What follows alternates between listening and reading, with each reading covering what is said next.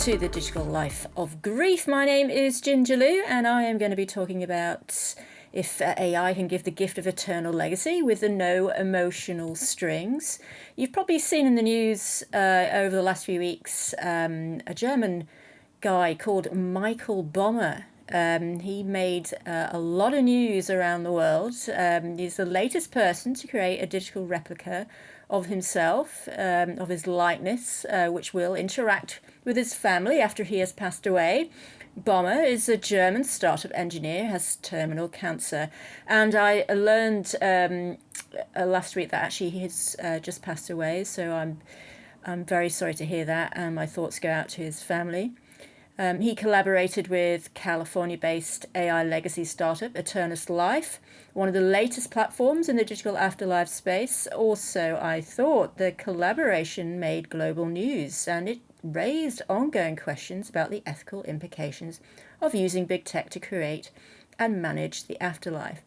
I'm saying that it's raised ongoing questions because I think every time something comes up with grief tech, something to do with the digital afterlife, death tech, then it comes around with all this extra news about whether it's good or whether it's bad. I think it happens with a lot of tech, doesn't it? You know, it's like, is mobile phones, they're good, they're bad.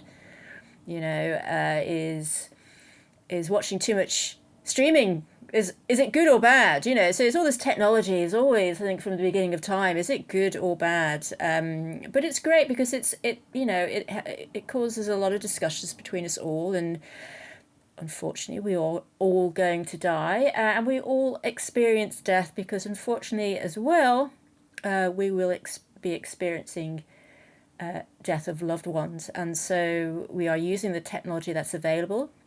This is what is available in the 21st century, AI. It has been photography. It still will be photography. I mean, people still want to use photographs to remember people, but AI goes that little step further because they provide a kind of animated version of ourselves, one that can talk, one that can have a conversation rather than just stare back at us from a photograph. But so I really looked into Eternus, and what they were talking about, what they wanted to achieve after reading all of this. And according to the website, Eternus creates digital psychological twins of individuals who aim to interact with their loved ones after they die. Michael Bommer appears on the website marketing. His digital self is built from his extensive data of writings, recordings, and personal reflections, which produce an AI model that can answer questions and offer advice based on the personality created via data.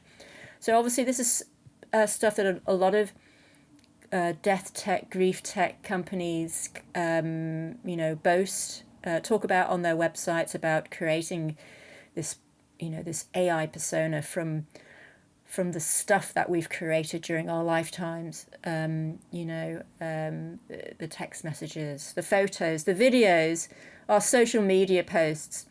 And again, obviously not all of it is going to be good. The stuff that we create is not all going to be good. It's an autobiography, as it were. It's an AI autobiography, and as autobiographies go, if we are writing our own autobiography, we tend to kind of make it a bit better than it. We make ourselves look a bit better than we really are. If someone else is writing a biography, I should say, about our lives, then it could be warts and alls as well. But having said that, there are definitely, obviously, quite a few memoirs out there which provide the warts and all things, but they tend to have a happy ending and a positive vibe at the end.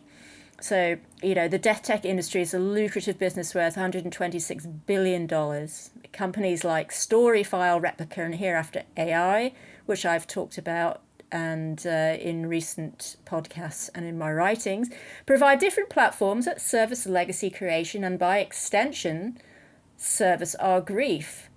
Not all these platforms will say that they are there to solve or cure or support grief, because obviously that's a different, they've got to be very wary. These are commercial companies. They're more like a legacy platform, or with regards to Replika, of course, that's kind of a companionship. That's how they market themselves, someone to talk to who doesn't actually have to be dead. I mean, it could be just you just want somebody to talk to and text message.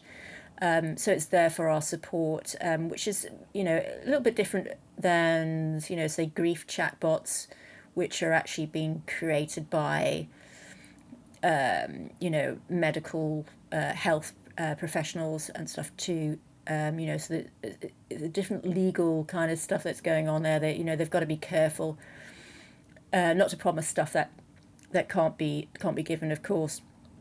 And because we're in its early stages, So so I was lucky enough to speak to one of the founders of Eternus Life, Robert Lucasio, was very generous with his time. I'm going to write a little bit more about our chat together. I am writing a book about all the players in this space, including, what's going on in Hollywood as well. So more of my interview will be in there. So I'm kind of paraphrasing some of the stuff that that we talked about here in this podcast. He was, he's got great credentials. He was the founder of LivePerson, one of the foundational technologies for AI web chat. His reason for starting Eternus is a familiar one he shares with other founders in the grief and legacy tech space. His father passed just a few years before generative AI technology could record and replicate his life story. A bit the same as, my mum died 8 years ago. My dad died 25 years ago. So, well before all this technology came about. And Robert's idea for Eternus leans towards the idea of creating a legacy before we die to pass on to our relatives, an autobiography created from our text, photos, videos, and other forms of content. So he's, if you look on his website, they don't talk about grief or grief support. It's not. It's about legacy, and it's actually a little bit more uplifting than all this, death and afterlife stuff anyway. But depending on how far along you are in your grief or how long ago your loved one died, generative AI grief tech could either cause mental health issues such as prolonged grief or provide comfort with a historical record for your grandchildren.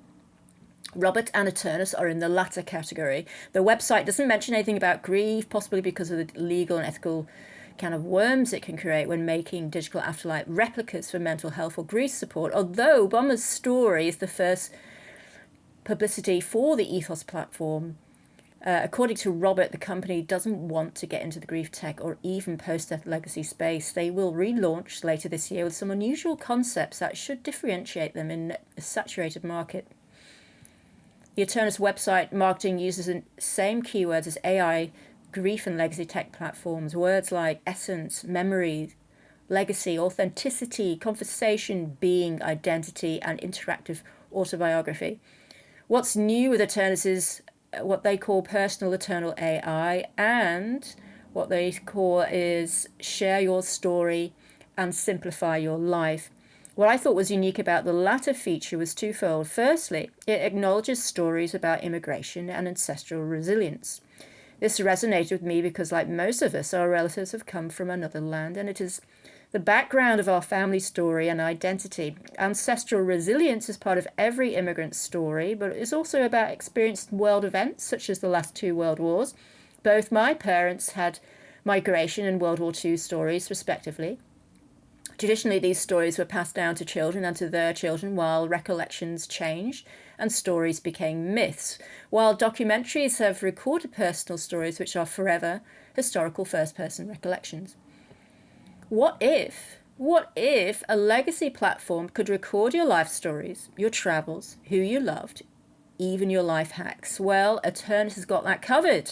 The idea of Simplify Your Life is about documenting what you've learned and having access to it throughout your life. So Eternus is for the living, not for those who are at the end of their life, which is where I got a little bit confused from all the publicity surrounding Michael Bommer. Robert tells me that Eternus is not grief tech or death tech, it's tech for the living. I will need to see their next marketing efforts to fully understand this. As far as the $5,000 price tag goes, that will also be history, because a more affordable SaaS model will be released sometime in the future. There are genuine ethical concerns about conversing with AI replica of a deceased loved one. Many death tech startups are commercially driven and feed off your grief. Anyone who has lost a loved one knows that feeling during bereavement when you would make a deal with the devil to have one more conversation with your parent. I know I would. Not all grief tech is bad, though. It's not all bad because the global therapy and mental health chatbot industry is worth $1.37 billion and growing. When I'm feeling down and insecure, I chat with Pi, okay, which is a chatbot that provides a form of cognitive behavioral therapy.